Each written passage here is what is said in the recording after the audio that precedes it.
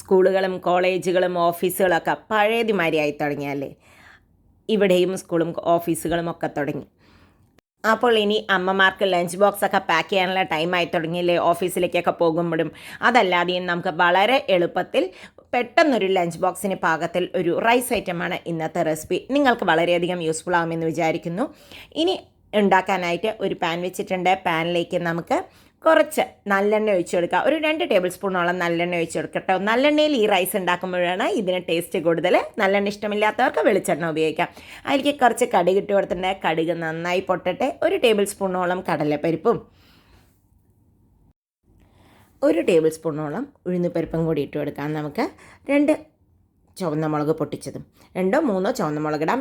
അതിനൊരു പ്രത്യേക ഫ്ലേവറാണ് ഇതിലിടുമ്പോൾ.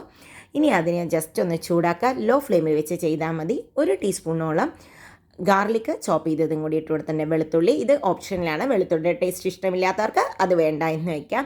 ഒരു 1/2 കപ്പോളം ഒനിയൻ ചോപ്പ് ചെയ്തത് ഇട്ട് കൊടുക്കാം. നമുക്ക് ചെറിയതായിട്ട് ചോപ്പ് ചെയ്ത ഒനിയനാണ്.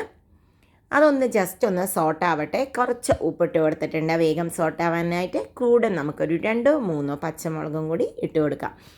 ഇത് രണ്ടും കൂടി ഇട്ട് 2-3 മിനിറ്റ് നമുക്ക് സോട്ട് ചെയ്തെടുക്കാം. അധികം നേരമൊന്നും ആവണ്ട. പച്ചമണം മാറിയാൽ മാത്രം മതി. ഒരുപാട് സോട്ടാവണമെന്നൊരു നിർബന്ധവുമില്ല. ഇനി ഇതിലേക്ക് കുറച്ച് കരിവേപ്പിൻ്റെ ഇലയും കൂടി നമുക്ക് ഇട്ട് കൊടുക്കാം. കരിവേപ്പിൻ്റെ ഇലയും കൂടി ഇട്ട് കഴിഞ്ഞപ്പോഴേക്കും നമ്മുടെ ഒനിയനൊക്കെ ആയിട്ടുണ്ട്. ഇനി ഇതിലേക്ക് ഇട്ട് കൊടുക്കുന്ന ഒരു 1/2 കപ്പോളം ടൊമാറ്റോ ആണ് ഇട്ട് കൊടുക്കുന്നത്. ഇത് ടൊമാറ്റോ റൈസാണ് കേട്ടോ. തക്കാളി സാദം എന്ന് പറയില്ലേ, അതാണ്. അപ്പോൾ ഇനി അതിനെ നന്നായി ഒന്ന് നമുക്ക് വഴറ്റിയെടുക്കാം. സൗത്ത് ഇന്ത്യൻ റൈസിൽ സ്പെഷ്യലായിട്ടുള്ള റൈസസാണ്. ഈ തമിഴ്നാടുകാരുടെ സ്പെഷ്യലായിട്ടുള്ള റൈസാണ് curd rice, tomato rice, lemon റൈസൊക്കെ കേട്ടോ. ഇതിനു മുമ്പ് ഞാൻ കേർഡ് റൈസും ലെമൺ റൈസൊക്കെ ഇട്ടിട്ടുണ്ട്. ഇപ്പോൾ ടൊമാറ്റോ ഒന്ന് മെഷി ആവാൻ വേണ്ടിയാണ് ഞാൻ അടച്ച് വെച്ചത്. ഇപ്പോൾ ഇതാ നന്നായിട്ട് ടൊമാറ്റോ ഒക്കെ ഒന്ന് സോഫ്റ്റ് ആയിട്ടുണ്ട് കേട്ടോ. ഒരു 2 മിനിറ്റൊക്കെ അടച്ച് വെച്ചാൽ മതി ലോ ഫ്ലെയിമിൽ.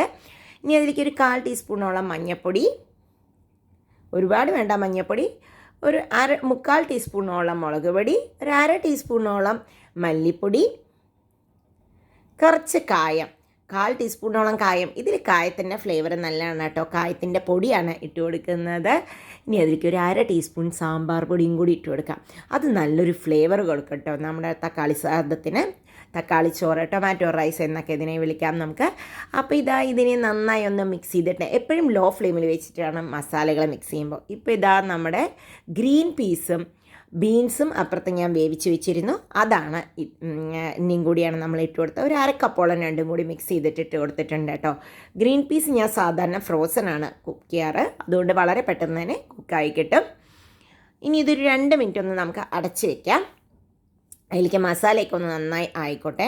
അപ്പോൾ ഇതാ 2-3 മിനിറ്റ് കഴിഞ്ഞിട്ടുണ്ട്. അപ്പോൾ മസാലയൊക്കെ ശരിക്കും വെജിറ്റബിളിലേക്കൊക്കെ പിടിച്ചിട്ടുണ്ട്. നമ്മുടെ മസാലയൊക്കെ നല്ല ഫ്ലേവറും വരുന്നുണ്ട്. ഇനി ഇതിലേക്ക് നമുക്ക് ആവശ്യത്തിന് ചോറ്. ഇത് 2 പേർക്കുള്ള റൈസ് ഐറ്റം ആയിരുന്നു ഞാൻ ഉണ്ടാക്കിയത്, 2 പേരുടെ ലഞ്ച് ബോക്സിലേക്ക് ആക്കാനായിട്ട്.